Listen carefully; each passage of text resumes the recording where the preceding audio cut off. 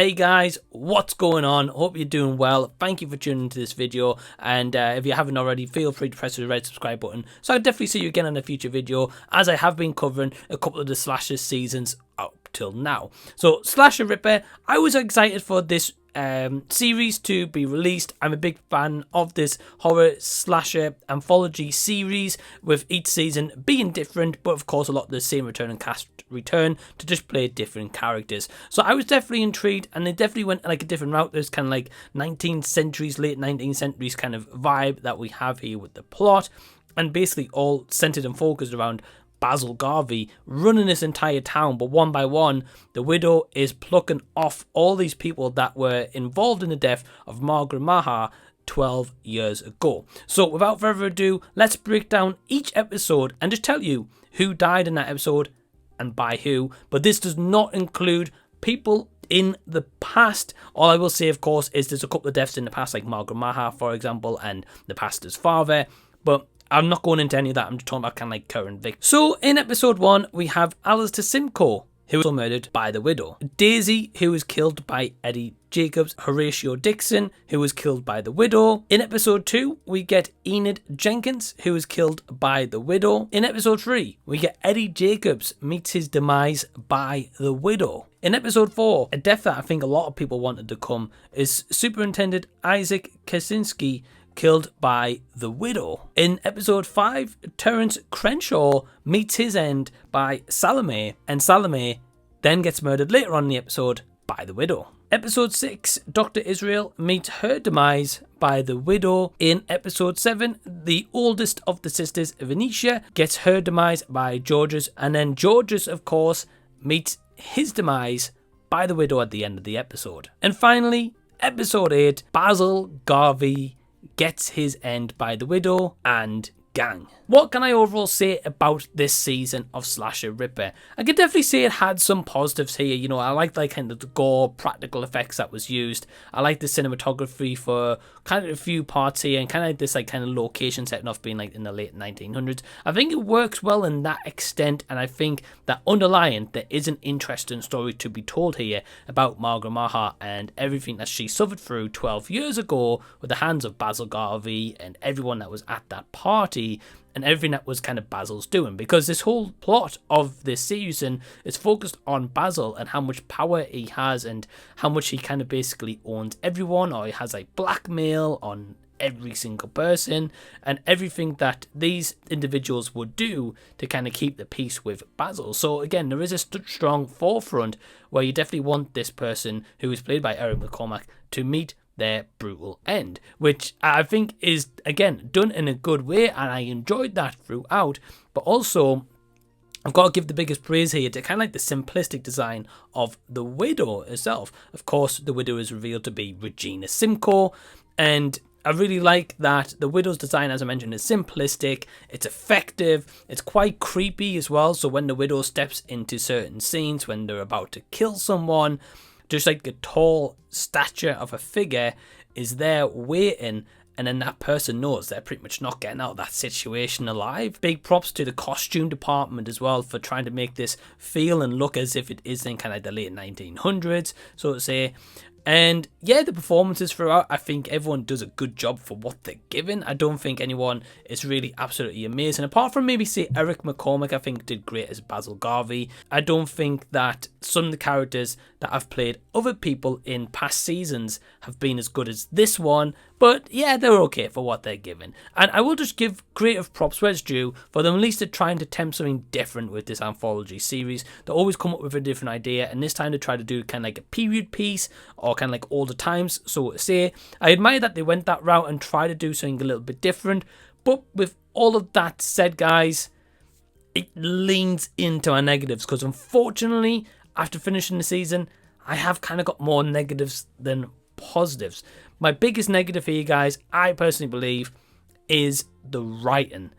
And I think the biggest issue is this season had a lot of potential and promise and some good positive aspects that I listed before. The issues surface, however, because some of these episodes are shorter than they should be, or some episodes are not fully fleshed out. Like the first episode introduced everyone with no backstory. You just didn't care. And I was like, And for weeks, you guys heard me on my weekly kind of breakdown reviews, if you watched any of them, that I was not a fan of the shorter runtimes. I wanted it to be longer, flesh out the story a little bit more, give us some more explanation.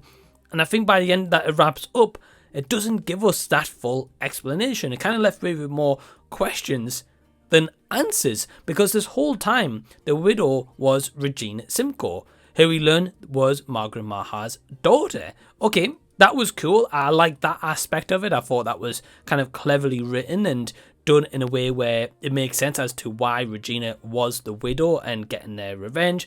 Although I am going to be honest, it was blatantly obvious it was Regina from the beginning. I said that to my partner from episode 1. I was like, it's Regina Simcoe, because these series is normally like the husband or the wife or like a police or like a best friend. That's always the person who's usually done the killings. How it wraps up is basically Regina, Rikers, Verdi, and of course kind of like the servant maid of Basil basically all have a hand, or and the pastor, all have a hand in killing Basil Garvey. So essentially kind of putting this corruption over the town where it's kind of non-existent anymore. Okay, cool, I get that. But then at the same time in this episode, you know, how do they all have time to talk to one another, go see one another and be like, right, let's meet at the church later on and let's go kill Basil together, including the pastor, who's of course a pastor for the church. And I'm just like, well, why is he having a hand in the murder? Yes, Basil could have been involved with his father's death many, many years ago. I get that he wasn't a great person to the pastor, but he's still a religious figure. So I was just like, well, why is he committing murder? Because then he's going against the religion.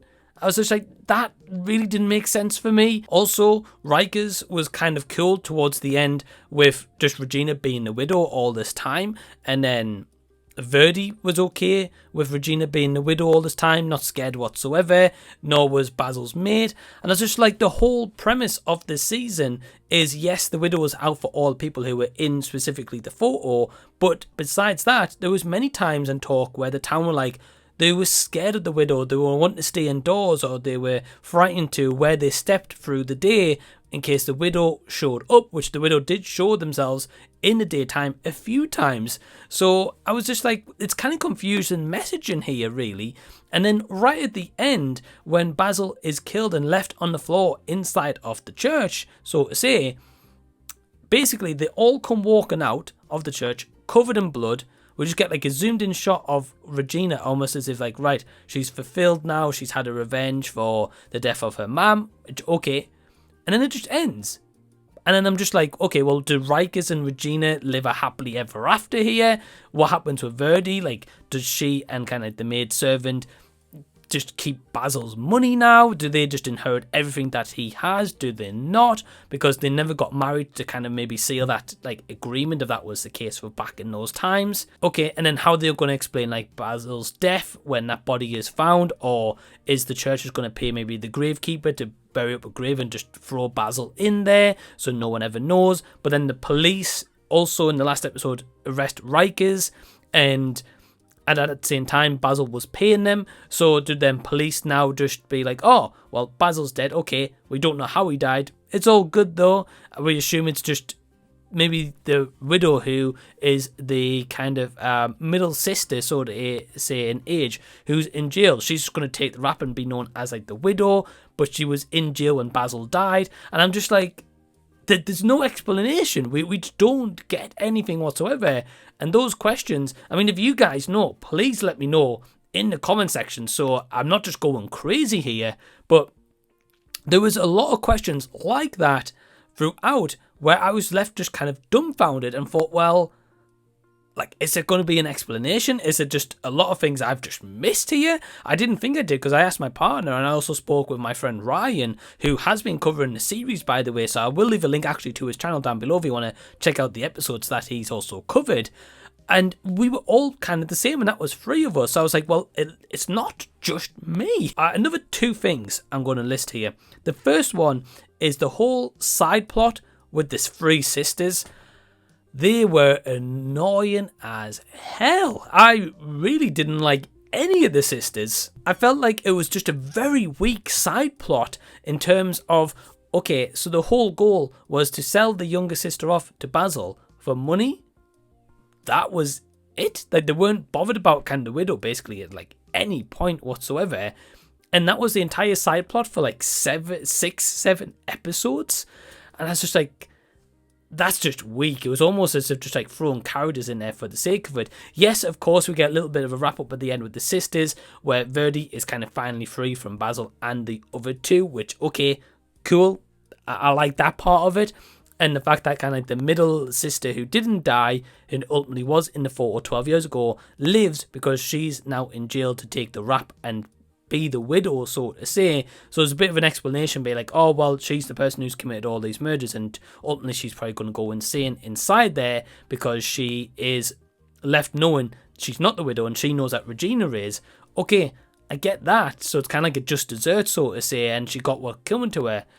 I just felt like the arc though to get there, it was boring. Like, I wasn't invested in it at all. And the last thing I will say in terms of the series is, I definitely feel as if certain parts, especially as it's trying to be a depiction of the late 1900s, and it kind of does a spin on it, but it definitely leaves some stuff out which would have not happened in that time frame. Or kind of like, I think one of the viewers on one of my weekly episodes mentioned, like, different weapons are used in like that kind of timepiece, and it's just not so accurate. So I feel like maybe it might have been like maybe budget constraints. So yeah, overall guys, that is my kind of thoughts and full killings on Slasher Ripper. I hope that you've enjoyed this series. I mean, if you have, please leave any and all comments down below. If there's anything that I've missed, please let me know, and you can certainly discuss it back down there.